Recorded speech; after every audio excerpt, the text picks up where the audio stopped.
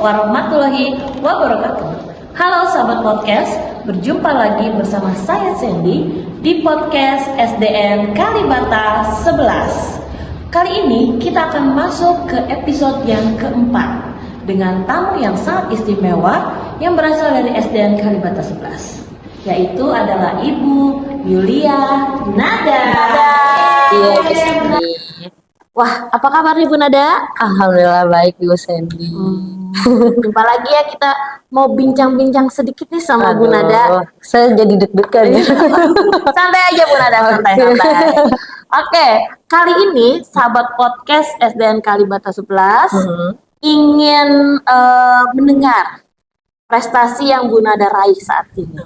Ya, kita tahu bersama saat kemarin itu Bu Nada mewakili DKI untuk ikut dalam Pornas Korpri yang betul. dilaksanakan di Palembang. Betul benar. Betul ya Bu Nada ya. Itu Bu Nada ngapain aja? Boleh cerita sedikit aja dulu. Oke, makasih Bu Sandy. Jadi saat itu memang ada nama pertandingannya itu adalah Pornas yang diadakan oleh Korpri ya. Dan ini emang tingkatannya udah nasional gitu. Jadi bisa diikutin sama kementerian dan lain-lain gitu yang memang di bawah naungannya Korpri. Dan kemarin itu memang ada audisinya, ada tesnya ya kan. Ada tesnya untuk mengikuti Pornas Korpri ini, dan alhamdulillah saya terpilih menjadi bagian tim dari nantinya tuh tim DKI gitu. Tim DKI. Oke. Timnya tim apa nih Bu Nada? Oke, ya, jadi memang pertandingan Pornas ini ada banyak cabang olahraga dan salah satunya adalah badminton atau bulu tangkis ya. Dan saya ikutnya yang badminton itu Bu Sandy. Oh, wow, luar biasa. Ternyata SDN Kalibata 11 itu selain memiliki kepala sekolah hebat, murid hebat, dan juga guru yang hebat. Tangan dulu buat Bu Nada. Guru-gurunya juga yang lain Guru-guru yang lain hebat. Tapi sekarang kita mau mengulik Bu Nada nih. Kulik-kulik nih. Nah, oke, Bu Nada, tadi kita udah mendengar penjelasan sedikit nih apa sih apa namanya yang tadi Bu Nada ikuti itu Pornas itu Iya, apa? betul. Ternyata Bu Nada itu adalah seorang atlet bulu tangkis kalau dibilang ya. Iya, Kan? betul. Nah, sekarang kita mau tahu nih, sahabat podcast juga pasti mau tahu semua. Apa sih yang apa yang membuat Bu Nada tertarik untuk menekuni dunia bulu tangkis? Coba boleh cerita sedikit Bu Nada? Iya, jadi gini ya Bu Sandy. Dulu itu memang ayah saya ini seorang atlet voli. Dan emang senang sama olahraga. Kebetulan kakak-kakak saya ini memang udah ikut bulu tangkis dari kecil saat itu, dan saya kan masih kecil juga. Jadi kalau ketika mereka latihan, saya itu ikutan Bu Sandy, ikutan cuman nungguin kakak saya latihan gitu kan. Nah, ketika mereka latihan, saya tuh jadi ikutan tertarik gitu, ikut latihan bulu tangkis seperti mereka gitu sih awalnya ya gitu, sampai sekarang. Jadi setelah udah tertarik, terus ketika umur 5 tahun mau 6 tahun baru saya diikutin masuk klub gitu, klub kecil-kecilan yang dekat rumah kayak gitu sih Bu Sandy. Oh gitu, itu jadi yang awal mula kenapa Bu Nada tuh jadi bisa terjun ke Iya, bulu karena tangkis. kakak ya. Karena keluarga ya, Iya. keluarganya olahragawan gitu ya. Iya. Oke, Bu Nada, dari cerita-cerita sedikit yang pernah Bu Nada ceritain ke kita juga, waktu SMP itu Bu Nada sempat masuk Pusdiklat di Ragunan. Oh iya, iya. Itu karena meraih juara O2SN tingkat provinsi, betul? Iya betul. Betul, Tapi ya. aku jelasin spesifiknya ya. Silakan Bu Nah, Nada. jadi gini, memang saat itu kan saya biasa nih ya, sekolah seperti biasa di Sekolah SD, umum lah ya. iya sekolah umum. Dan tapi saya itu setiap pulang sekolah tuh latihan. Gitu. Jadi setiap pulang sekolah tuh selalu latihan. Pokoknya tuh 1 minggu itu tuh full. Saya tuh harus ada kegiatan di rumah. Ya, maksudnya kegiatan olahraga ataupun kegiatan les. Dan kebetulan bulu tangkis ini salah satu kegiatan olahraga yang saya tekuni setiap pulang sekolah. Jadi latihan sampai malam. Habis itu ikut pertandingan juga.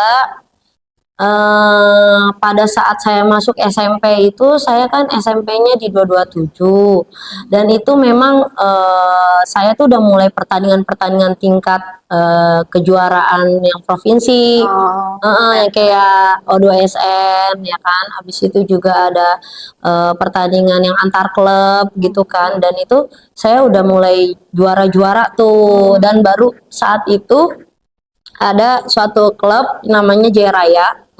Klub Jaya Raya ini memang kebetulan salah satu klub terbesar juga di Indonesia, di bidang bulu tangkis. Jadi orang dari klubnya ini memantau setiap anak-anak muda, anak-anak yang masih kecil, maksudnya anak-anak yang masih kecil yang udah berprestasi sehingga bisa ditarik masuk asrama atau yang kita sebut dengan pusdiklat saat itu. Kenapa bisa dibilang pusdiklat di Ragunan? Karena memang saat itu Jaya Raya ini letaknya itu di Ragunan, gitu sih Bu Sandy.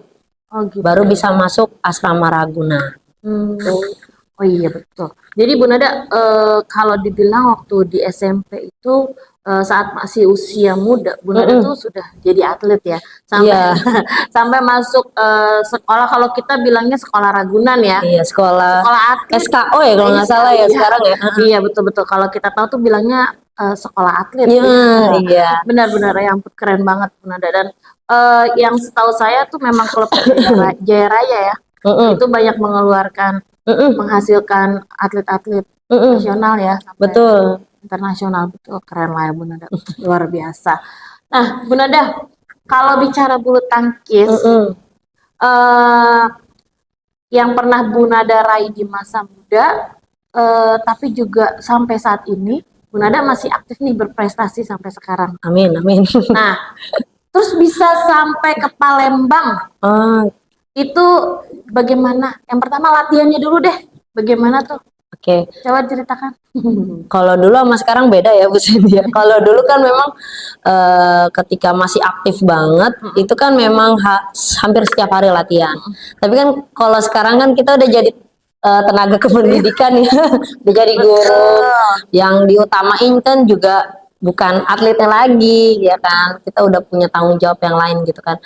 Tapi saya usahain tuh apa yang saya bisa itu tuh nggak hilang gitu. Jadi maka dari itu saya menyempatkan waktu 1 minggu itu ada untuk saya latihan bulu tangkis, dan juga setiap harinya saya ada conditioning, latihan-latihan kayak lari, jogging dan lain-lain. Itu sih biar saya nggak lupa sama olahraga, terutama di bidang bulu tangkis kayak gitu sih. Benar Bu Nada ini konsisten sekali dengan olahraga, luar biasa. Terima kasih Bu Sandy. Nah itu kan konsisten dengan olahraganya ya. Nah terus apa nggak capek tuh? Paginya ngajar, sorenya olahraga lagi, pagi ngajar lagi. Terus bagaimana sih rasanya? Kayaknya kalau saya sih udah nggak kuat lah pokoknya. Gimana tuh Bu Nada? Sebenarnya sama sih.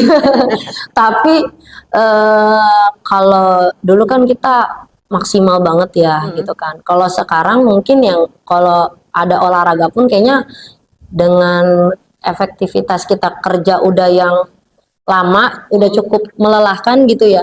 Jadi kalau saya sarankan untuk setiap harinya ya paling latihan gak usah lama-lama sih Bu Sandy. Paling cuma 30 menit aja tuh udah cukup banget gitu. Walaupun kita nih jalan kaki doang, itu udah cukup banget, dan olahraga juga ternyata kayak gitu. Jadi Bu Sandy bisa ikuti. Kalau bisa dibimbing. Iya. Nah Bu Nada, tapi Bu Nada ini hebat loh. Maksud saya tadi udah paginya mengajar, sorenya masih latihan juga, dan yang paling harus diketahui oleh sahabat podcast, Bu Nada ini sudah berkeluarga dan mempunyai satu putra. Iya kan? Dan itu luar biasa mengaturnya sebagai ibu rumah tangga, sebagai guru dan sebagai atlet. Wah, Iya. luar biasa Bu Nada. Semangatlah Bu Nada. Kalau nggak banyak olahraga kayaknya memang nggak bisa karena itu pengaruh olahraga juga ya. Betul, betul, Jadi betul. badannya selalu Iya, makasih Bu Sandy. luar biasa. Oke, Bu Nada. Saya mau tanya lagi. Yang paling mendukung Bu Nada saat waktu muda ataupun sampai sekarang tuh siapa sih yang paling sosok yang paling berpengaruh dalam perjalanan Bu Nada sebagai atlet muda saat itu dan saat sekarang sampai sekarang? Jadi yang paling berpengaruh itu adalah tentunya orang tua sih, Bu Sandy. Karena orang tua itu supportnya gak main-main ya. Dari tenaga mereka, dari finansial juga, itu ternyata ketika kita terjun ke olahraga itu orang tua sangat mensupport gitu. Jadi kalau saya bilang apa sih yang menjadi support system saya gitu kan, iya bahasa gaulnya gitu kan. Jadi memang ya itu orang tua saya, makanya itu saya sangat apresiasi banget sama anak-anak di Kalibata 11 yang punya prestasi non akademik gitu kan, maupun akademik juga, karena terutama di non akademik yang di bidang olahraga lainnya, karena saya tahu peran orang tua itu, supportnya mereka itu luar biasa banget buat anak-anak gitu ya. Jadi itu sih yang saya apa ya namanya ya, hormati banget tuh. Berarti dulu itu peran orang tua, support sistemnya, sekarang ditambah lagi dengan suami dan anak. Betul ya. Oke. Nah Bu Nada, itu kalau dari dukungan keluarga.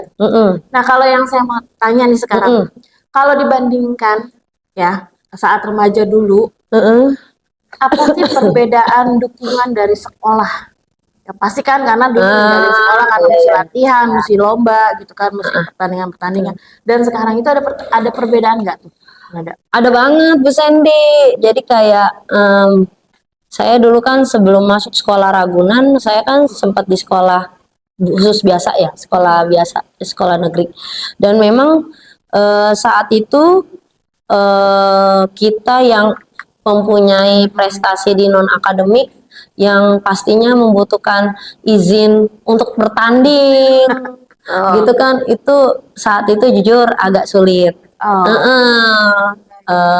apa ya dengan sekolah gitu ya. Tapi perbedaan yang sekarang alhamdulillahnya saya melihat sekarang itu didukung banget nih Bu Sandy dari kegiatan non akademiknya, terutama di bidang keolahragaan, karena kan kita tahu setiap olahraga itu punya event pertandingan yang beda-beda, kadang bisa di weekend, bisa juga di weekday gitu kan. Itu sih Bu Sandy, makanya kalau saya bilang alhamdulillahnya sekarang udah nggak kayak zaman dulu lagi gitu. Sekarang apa-apa disupport gitu, dari gurunya, dari sekolahnya, orang tuanya gitu sih. Udah ada perbedaan. Bener. Ya. Apalagi di Kalibata 11 ini kita tahu sangat mendukung ya. Betul banget. Ini banyak prestasi-prestasi. Kita apresiasiin banget. Di bidang olahraga terutama ya ada futsal, itu taekwondo, silat, nari. Karena ternyata gini, kita tuh punya prestasi itu bukan hanya di akademik aja Bu Sandy.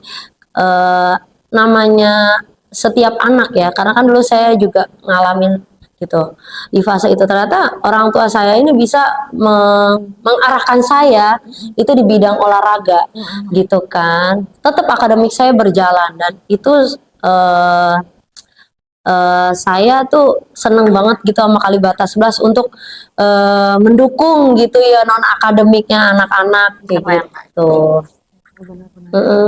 Oke, itu ya perbedaan.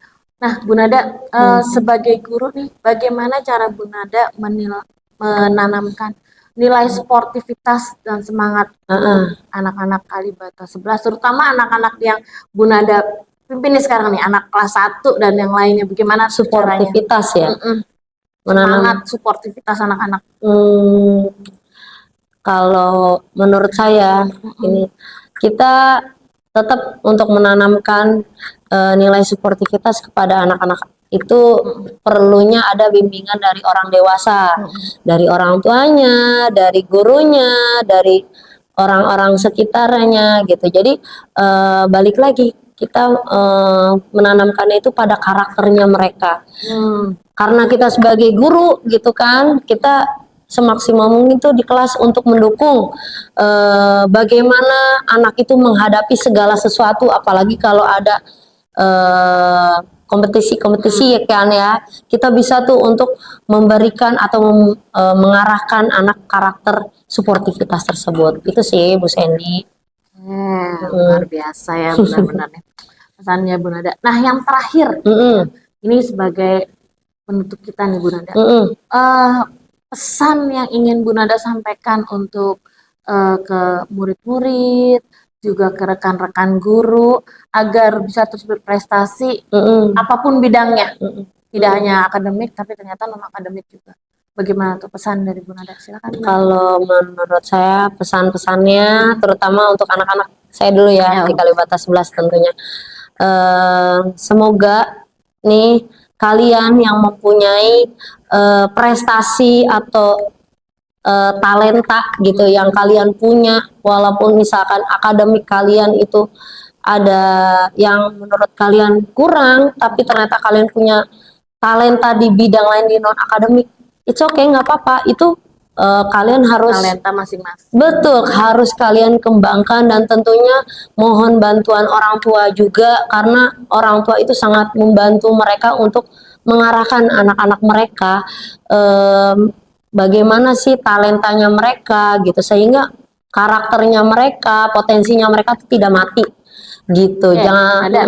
Tadi kan itu pesan untuk anak-anak. Ya. Sekarang pesan untuk teman-teman guru baik yang di Kalibata 11 ataupun yang ada di luar ya, jadi supaya semangat terus berprestasi. Oke. Kalau untuk guru-guru